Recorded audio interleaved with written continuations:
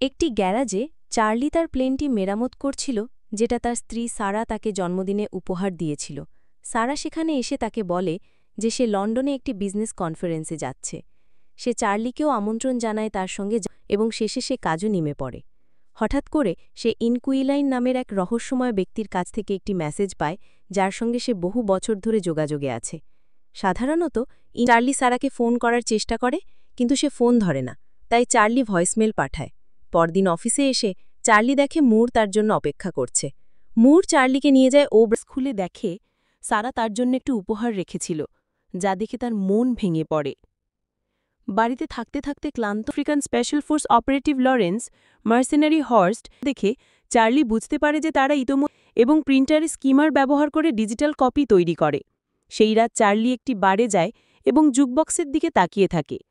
পরের সকালে সে আবার তার ঊর্ধ্বতনদের সামনে যায় প্রিন্ট করা নথিগুলো নিয়ে। সে মুরের সব গোপন করবে যদি গ্রেচেন তাকে হর্স্টের ঠিকানা বলে দেয়, কারণ হর্স্ট সারাকে গুলি করেছে। অ্যালার্জির কারণে গ্রেটচেন কথা বলতে পারে না, তাই চার্লি যন্ত্রের দরজা খুলে দেয়, কিন্তু গ্রেটচেন তাকে লাইনের সাথে যোগাযোগ করে সাহায্য চায় এবং একটি কার্গো বিমানে করে তুরস্কে চলে যায়। ইস্তানবুলে সে একটি রেস্টুরেন্টে যায় এবং ইনকুইলাইনকে আবার দেখা করে। ইনকুইলাইন তাকে গাড়িতে তুলে নিয়ে নিজের বাসায় নিয়ে যায়।